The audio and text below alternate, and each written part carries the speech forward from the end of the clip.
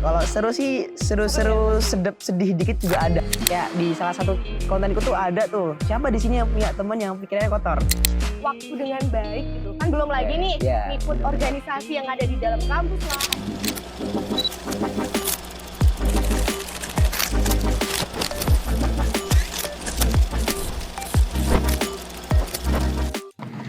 Assalamualaikum warahmatullahi wabarakatuh. Halo Geta, gengs permata, kembali lagi nih di acara Framework bareng aku Erika yang bakal nemenin dalam 20 menit ke depan.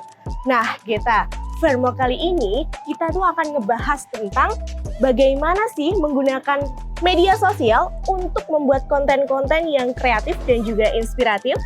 So, buat kalian nih Geta-Geta yang pengen jadi seorang konten kreator, jangan skip videonya ya, dan jangan sampai ketinggalan episode selanjutnya. Tetap stay tune di Framework. Nah Geta, kali ini aku nggak sendirian nih. Tahu nggak, kali ini kita kedatangan tamu spesial loh. Dan tentunya beliau yang sudah memahami sekali dalam bidang konten kreator. Dan tau gak sih konten-kontennya itu loh yang udah mencapai ribuan viewers bahkan sampai jutaan. Itu menunjukkan bahwa betapa kreatif dan juga inspiratifnya beliau dalam menggunakan media sosial. Penasaran gak nih kita? Siapa kira-kira bintang tamunya? Eits, tapi sebelumnya aku gak bakal spill dulu nih karena aku punya cuplikan video hasil karya beliau. So, check this out. Siapa di sini yang punya teman kalau lagi presentasi sukanya gagap? Siapa di sini yang punya teman kalau lagi sendirian sukanya nonton yang gak bener? Siapa di sini yang punya teman yang sukanya gibah? Nah, kamu bisa banget kirim ini ke mereka. Siapa di sini yang punya teman yang sukanya marah-marah? Siapa yang di sini punya teman yang pikirannya kotor? Oke Geta, nggak usah lama-lama lagi dan nggak usah banyak basa-basi, langsung aja yuk kita sambut bintang tamu kita hari ini, Kak Zaki Mubarak. Beri tepuk tangannya.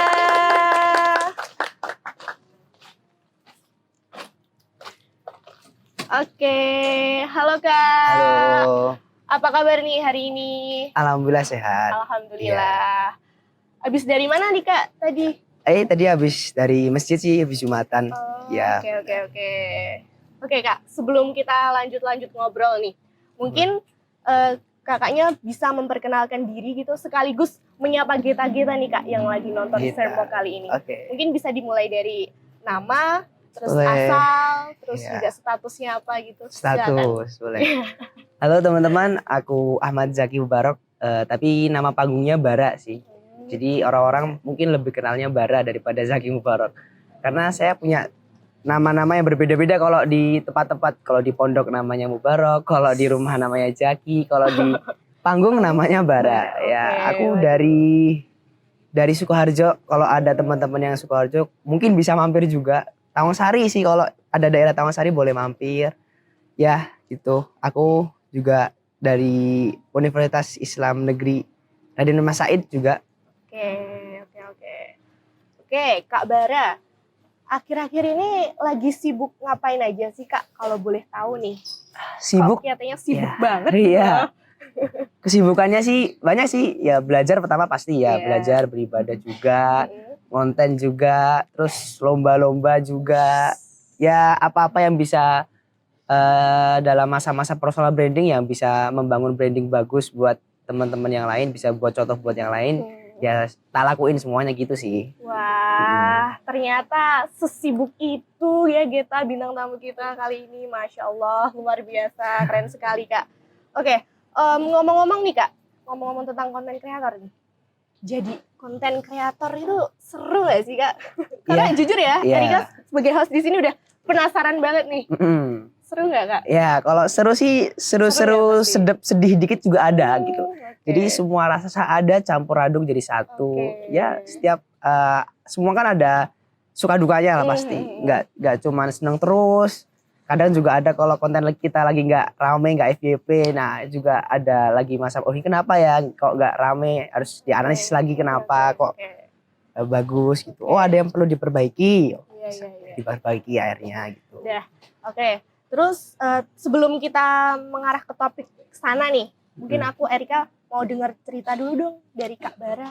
gimana yang awalnya dari mahasiswa biasa sampai jadi seorang konten kreator yang bisa dibilang sukses lah. Masya Allah, Sukses sampai banget sekarang. padahal ya. Ya, gimana? Iya, oke. Kalau Awalnya. aku awalnya pertama itu awalnya cuman ini sih, lebih ke aku terinspirasi dari konten-konten orang yang menginspirasi buat saya. Jadi emang dia memakai panggung untuk berdakwah, untuk menyampaikan sesuatu hal yang baik sama teman-teman. Karena aku sering lihat tuh konten-konten di sosial media tuh ya banyak yang kurang berfaedahnya daripada yang baik-baik gitu loh. Akhirnya aku coba mulai.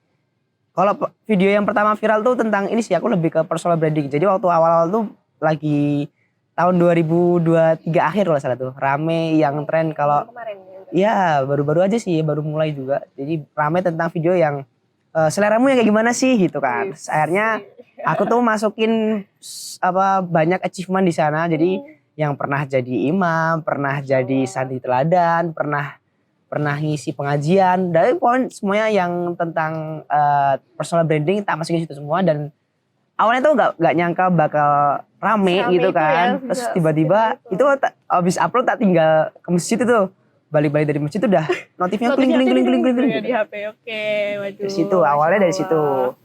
Oke. Nah, kan kalau aku lihat dari postingan konten-kontennya Kak Bara nih, kan bisa dikatakan hampir setiap hari upload ya Kak. Bahkan sampai satu hari itu bisa 2 video gitu. Nah, kok bisa gitu? Kok apa ya? Nggak kehabisan ide. Nah, itu gimana sih cara Kak Bara bisa menemukan ide-ide yang kreatif gitu buat konten-konten kayak gitu? Pertama, aku tuh kalau bikin konten itu nggak setiap hari sekali take enggak. Jadi aku pertama sebelum mulai konten aku analisis dulu apa aja sih yang rame, yang tren, yang bisa mungkin banyak keresahan di sosial media yang mungkin itu bisa aku ambil jadi ide. Terus habis itu aku nyetok itu. Jadi aku nulis skrip. Kira-kira aku nulis apa. Habis aku nulis, selesai nulis itu baru nyiapin tempat buat editing videonya sama take videonya juga. Baru jadi aku sekali take satu waktu itu aku buat bisa 6 video, 5 video. Nah nanti setelah saya editing baru setiap hari diupload konten satu-satu. Jadi asli kalau lihat orang setiap hari ngupload, ya enggak, aku cuman buat terus tak simpan, nyetok sih bahasanya sih, lebih ke nyetok. Nyetok video-video dulu diupload gitu ya kita. Oke. Nah, tentunya nih teman-teman juga kepo nih pasti. Gimana itu cara Kak Bara bisa menarik penonton atau audiens biar bisa tetap istilahnya stay gitu nonton video konten-konten kita biar nggak rasa bosen, itu gimana sih? Selama yang saya pelajari dulu, kan sebelumnya saya juga pernah belajar di Mini SBM ITB. Jadi dan itu belajar tentang gimana cara mempengaruhi pasar, karena itu tentang bisnis manajemen. Jadi juga bagaimana cara kita berkomunikasi supaya orang-orang itu pengen lihat video kita sampai selesai. Jadi ada kalau aku belajar dulu pertama ada yang namanya hook, yaitu di awal-awal video. Di awal video itu kita memberikan asumsi kepada penonton supaya mereka mau stay, atau entah itu dengan keresahan atau dengan sesuatu yang relate sama mereka. Kayak di salah satu kontenku tuh ada tuh, siapa di sini yang punya teman yang pikirannya kotor. Nah, ketika orang dengar itu, aku lihat juga deh. Nah, ya itu teman-teman yang lain yang nonton itu kayak, oh iya ya, aku punya temen nih.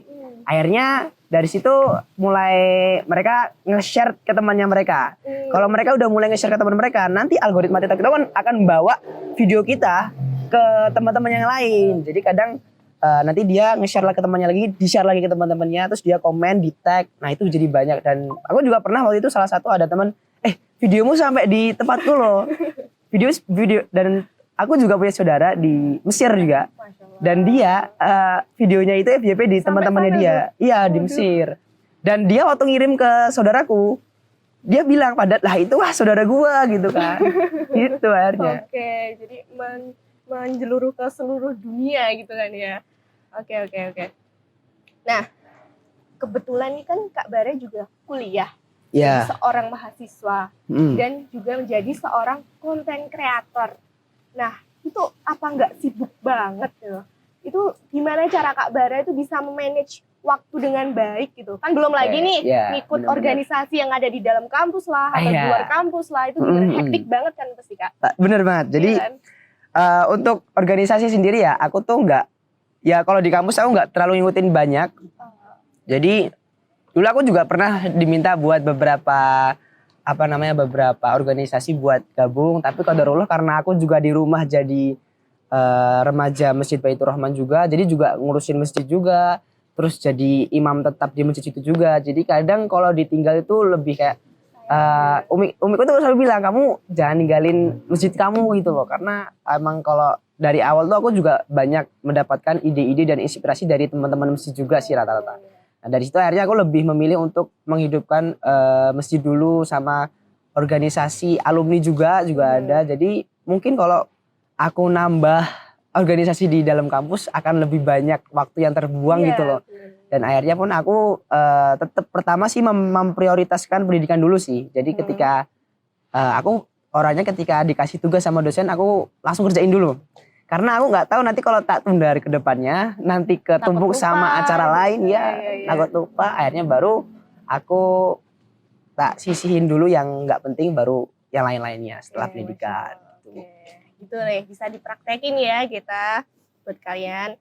Oke, kan kalau aku lihat-lihat nih Kak, sekarang di media sosial tuh banyak platform fitur-fitur baru gitu kan. Ya, itu benar. Gunanya ada nggak sih kaitannya sama konten kreator? Itu penting nggak sih fitur-fitur baru yang ada di media sosial? Dan kalaupun ada, itu apa manfaatnya kira-kira buat Kak Bara sendiri? Kalau untuk fitur di media sosial aslinya banyak. Iya, banyak. Tapi kan kita tetap harus fokus sama konten yang seperti gimana konten kita itu ditampilkan.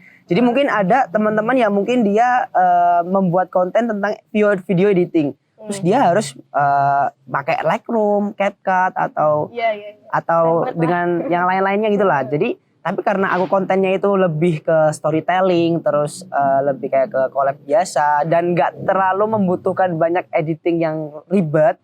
Jadi untuk saya nggak terlalu banyak keahlian editing, nggak apa-apa. Yang penting pesan yang aku sampaikan itu bisa tersampaikan ke teman-teman semua. Aslinya kalau untuk fitur-fitur tuh banyak ada di CapCut itu juga, aslinya kalau aku ngedit pakai CapCut ya. Bisa ya. Bisa ya. Itu karena aku juga lihat teman-teman kreator juga yang bergelutnya di bidang CapCut juga. Jadi dia memberikan tutorial CapCut. Nah, aku ikutin. Oh, lihat tutorial gini. Ya, jadi ya lihat konten-konten lain juga.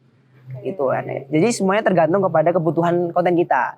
Kalau konten kita emang perlu banyak editing ya kita harus lebih banyak belajar. Kalau kita cukup standar aja ya cukup pakai CapCut insyaallah cukup. Iya, bisa itu. Iya. Oke. Nah, kan kalau bicara mengenai keuntungan sendiri nih, kalau konten kolaborasi itu gimana sih Kak?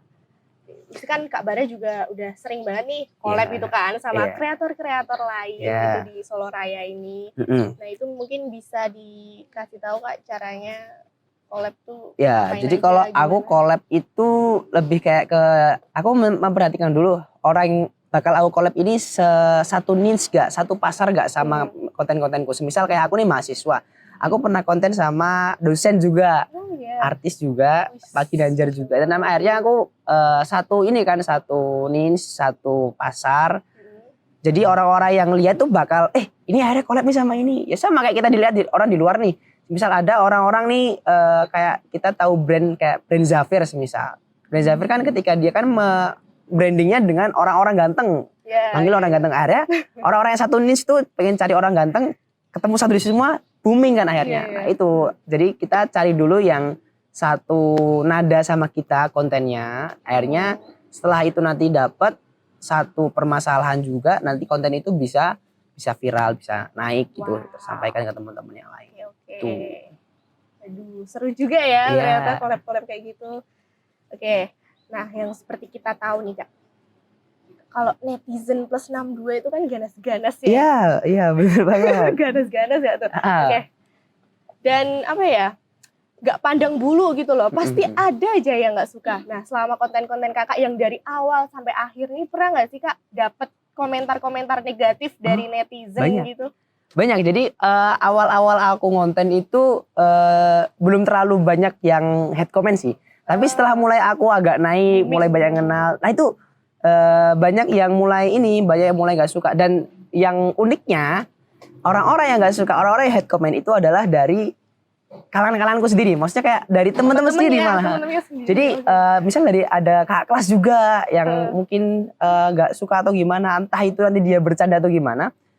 Kita sebagai kreator, konten kreator nggak boleh langsung kayak misalnya kayak down langsung, jangan, karena ya kamu di dunia luar itu kamu nggak bisa mengontrol semua orang. Jadi Iya, kita iya. punya dua tangan nih. Dua tangan ini mungkin nggak bisa buat menutupi mulut-mulut orang lain. Nggak bisa buat menutupi akun-akun orang lain. Tapi dua tangan kita bisa untuk menutupi dua telinga sendiri. Jadi ketika kita ada orang-orang yang ngomong gitu ya udah biarin aja gitu. Entah dia tuh cuman iri, entah dia tuh emang cuman dengki juga atau gimana, kan ya namanya sifat manusia kan. Iya sih. Ada yang tahu. Iya, Jadi bener-bener. apa-apa yang di luar kontrol kita ya kita nggak perlu pikirin susah-susah. Orang itu bukan kuasa kita kan. Jadi apa yang bisa kita kontrol dari mungkin konten-konten kita yang diminimalisir kontroversialnya atau apanya bisa. Tapi ketika udah ada masuk dari komen-komen orang yang nggak suka, itu ya sudah, kita nggak perlu terlalu sibuk. Ya itu juga urusan mereka. Iya sih. Toh nanti habis itu yang bela juga ada gitu. Jadi ada di kolom komentar tuh nggak suka. Terus nanti yang bela tuh malah dia itu bukan dari orang yang aku kenal. Jadi dari mungkin followersku Iya. yang lain yang belum kenal aku sama sekali, malah mereka yang Newport gitu Iya, ya. Oke. Kayak gitulah Kak. Kadang Iya. Kak mau jadi konten kreator tuh harus siap mental juga ya benar, gitu kan.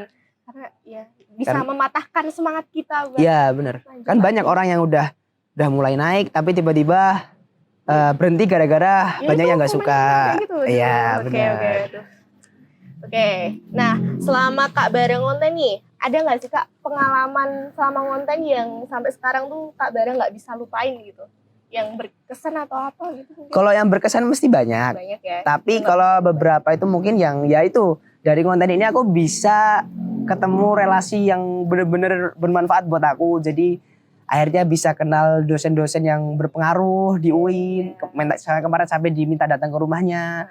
Terus juga ada dari teman-teman kreator juga, dari seleb lah bahasanya lah. Kenal, bisa ngonten baru juga. Istilah berbagi ilmu lah ya. Iya. Karena itu mungkin kalau semisal kita nggak show up tentang diri kita nggak muncul di permukaan, Kita nggak bisa maju. iya nggak bisa maju. Karena aslinya setiap orang kan punya kelebihan. Dan kita semua tuh aslinya punya capability buat menampilkan itu loh. Iya. Tapi kan tinggal mau atau enggak gitu loh. Tinggal kita mau jalan atau enggak. Iya ya. gitu. Oke. Nah, kalau dari Kak Bara, ada nggak hal yang membuat kakak itu bisa tetap semangat konten sampai sekarang gitu? Mungkin punya support system atau apa gitu Kak? Kalau support system sih, kalau aku lebih ke Umi sendiri ya. Karena ketika orang tua itu yang paling penting. Umi Abi selalu support, karena selama kamu dalam kebaikan Mas, Umi dukung. Ya sudah. Jadi aku sempat mikir, aduh ini aku ribet nih ngurus ini ngurus itu, apalagi deket-deket aku banyak lomba juga ke Singapura, ngurusnya juga ribet, juga sambil konten juga. Tapi karena emang dari teman-teman juga ada yang support, dari orang tua juga support, akhirnya aku juga lebih semangat lagi sih buat nonton juga.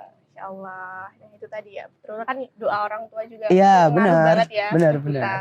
Oke. Nah, yang terakhir nih Kak, aduh udah mau selesai aja nih kita. Mungkin dari Kak Bara sendiri nih, ada pesan, saran atau tips and trick mungkin buat para pemula nih yang mau terjun menjadi seorang konten kreator gitu. Oh ya, yang perlu disampaikan pertama itu perbaiki niat dulu sih. Lebih kayak apa kita mau ngonten itu buat apa dulu? Atau cuman buat gaya-gayaan, atau emang buat personal branding, atau buat memberikan sesuatu yang bermanfaat buat orang lain. Karena pasti nanti di tengah jalan pasti akan ada masa-masa ketika boringnya juga, kok nggak naik, kok nggak ini. Jadi yang perlu aku bilangin itu tipsnya pertama, tahu scope of mastery dulu. Jadi kamu tahu apa yang kamu kuasai, yang kamu suka, dan kamu mahir di bidang itu, kamu share ke teman-teman. Entah itu dalam bentuk storytelling atau bentuk cerita kamu ketika lagi lagi berjuang atau apalah, terserah. Yang penting kamu enjoy di situ. Jadi ketika kamu nanti menjalani, kamu nggak terasa terbebani gitu. Iya. Jadi Karena kita melakukan hal yang kita sukai iya, gitu kan. kalau kita suka kan pasti kan kayak hobi lah, futsal, sampai kakinya engkel berkali-kali. Tapi kalau namanya suka ya bisa futsal lagi gitu kan. Makanya jadi tetap semangat aja kalau buat teman-teman. Jangan mikirin hal-hal yang negatif dulu lah. Yang penting kamu dicoba dulu, entah nanti gimana hasilnya kan Allah yang nentuin. Iya. Oke. sampai juga nih kita di penghujung acara nih, Iya. Kak Bara. Waduh, nggak kerasa ya udah 20 menit aja nih kita ngobrol-ngobrol asik sama Kak Bara nih, salah satu bintang tamu spesial kita. Aku juga mau ngucapin makasih banyak Ya, nih buat sama-sama Kak juga. Bara yang Makasih udah juga berkenan Kak hadir Erika. di Ya. acara Firmo kali ini. Terus juga aku mau ngucapin nih, makasih banyak juga buat Geta-Geta yang udah nonton video ini dari awal sampai akhir. Semoga obrolan kita ini bisa menjadi motivasi dan manfaat ya buat Geta-Geta yang nonton. Oke, sekian. Aku Erika, pamit undur diri. Sampai bertemu ya di episode selanjutnya. Wassalamualaikum warahmatullahi wabarakatuh. See you next time.